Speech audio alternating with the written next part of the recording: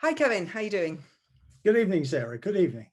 Right. Let's have a little chat about panic attacks. Yeah, Can you tell us what is a panic attack? right. I suppose the first thing to say is that panic attacks are perhaps more common than anybody would imagine. Mhm. There's lots of research being done on how frequent they are in the population, and they are very, very frequent indeed. So if you're having a panic attack, you're probably like a large percentage of humanity.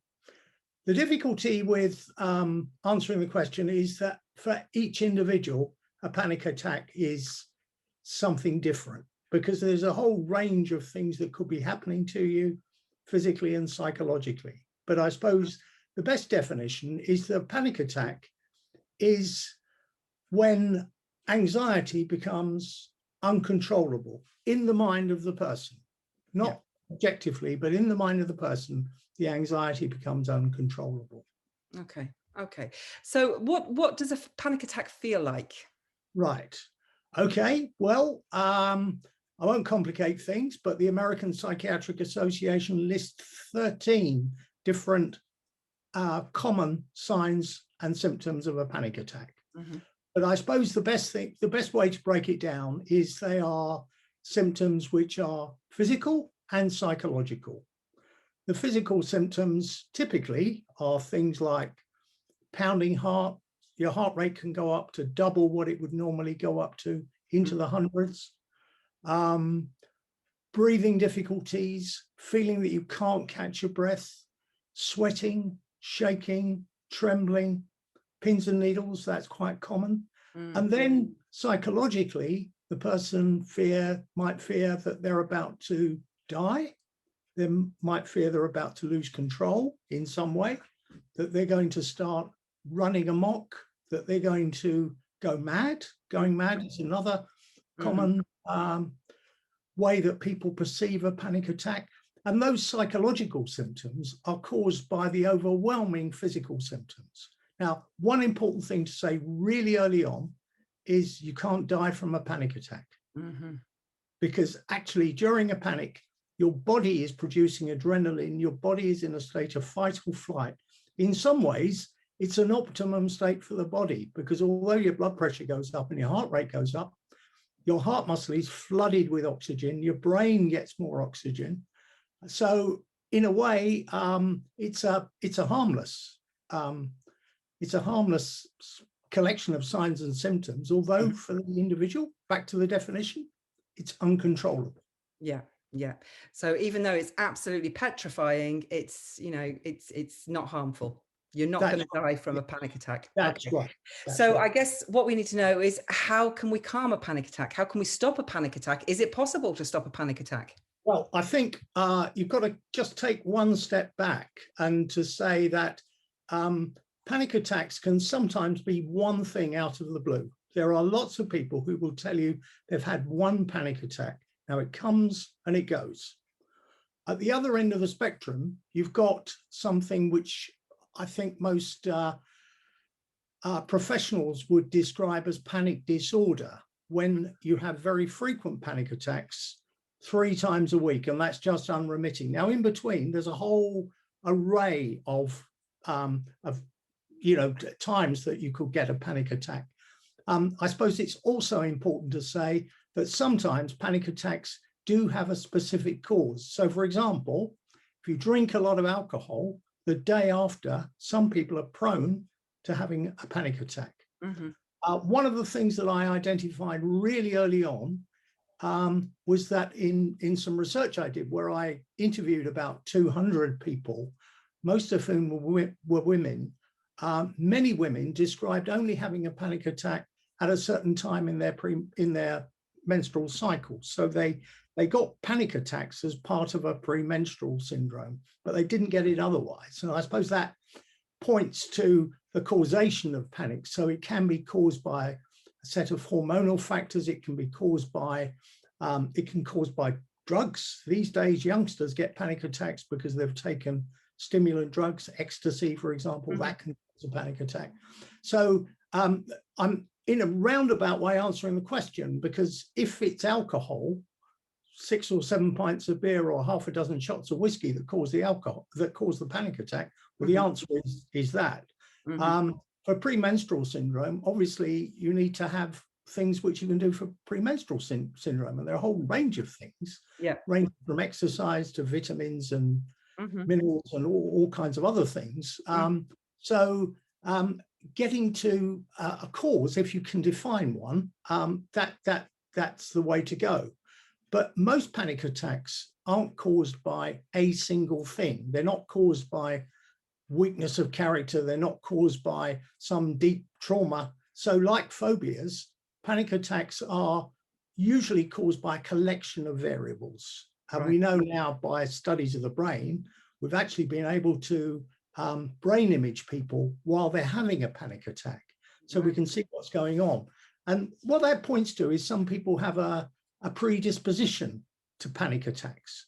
Now, kind of perversely, they're the kind of people who thrive on adrenaline. So you'll find a lot of actors will have lots and lots of panic attacks, you know, in everyday life. But when they come onto stage, all that adrenaline goes into the part they're playing. So if you wind back to the question you asked me, and I'm not avoiding that, the answer is that, first of all, it should be in your mind that panic attacks come and they go, they pass. So panic passes.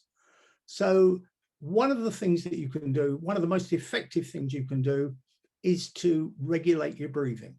Now, No Panic website has lots and lots of information, and there are lots of videos around which will show you how to regulate your breathing. The reason why that's so important is that during a panic attack, your body will become overstimulated and will breathe in excess. You'll breathe in excess of bodily requirements. What happens then is that you actually lose carbon dioxide from your body. It's not a question of oxygen balance, but when you lose carbon dioxide from your body, that changes your body chemistry. Now, that's not in itself, it's not going to do you any harm, but it can cause very unpleasant symptoms. And one of the key things that people often experience is pins and needles. Now, if you have panic attacks and pins and needles, it's going to be odds on that the most helpful thing you can do is breathing exercises. So there's what you can do in a panic. Two things, you know, the breathing exercises, but also if you learn about panic and you realize what's going on, you can actually talk to yourself so that you can actually realize what's going on. And I suppose you'd call that educating oneself about panic. Now, again, if you go to the No Panic website, that's really important. But one of the things I found really early on, I think more than 40 years ago, was that simple explanations of panic, not the explanation I'm giving now, but actually looking at all the material, taking it all in, just realizing you're not alone and that panic attacks can be understood and can be helped.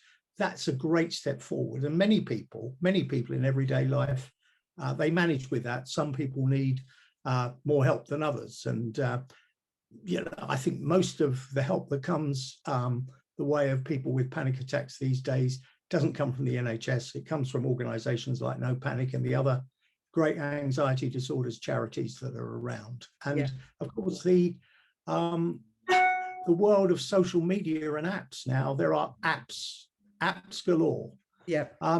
Just one simple advice about apps is don't spend a lot of money on them.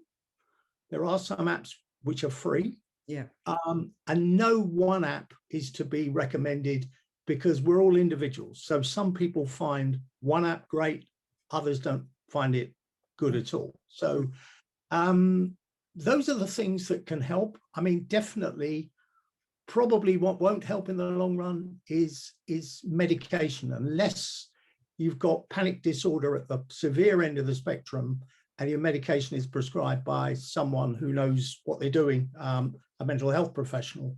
But taking medications like the benzodiazepine tranquilizers, Valium, Librium, Ativan, and the sleeping tablets, that's probably not going to help you in the long run. Might give you immediate relief, but it's not going to help you in the long run. And one of the problems with those drugs is they are addictive, they're habit forming. Yeah. So there's a problem with drugs, but I'm not saying everybody shouldn't take a medication, because with certain types of the severer end of the spectrum, medications can be helpful. Okay, so hopefully in the future we will do a short video on medication for anxiety, panic, etc.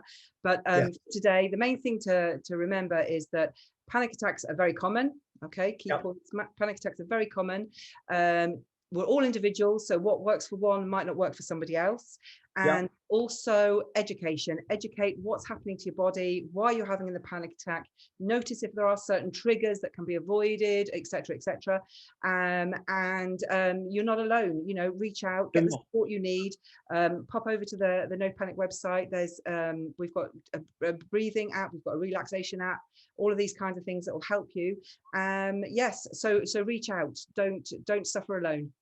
I think one important thing to mention here is that I haven't forgotten about avoidance behaviors. No, that's because panic does lead to avoidance, and I think we're probably going to deal more with avoidance in the weeks coming. But obviously, avoidance behaviors are a consequence of panic attacks. So that really is a subject that deserves treatment in its own right. Yeah, that's a subject that we're definitely going to cover in the very near future. Thank you so much, Kevin, for your excellent advice on panic and panic attacks. And we shall be speaking again very soon. Okay. Thank you. Bye. Bye.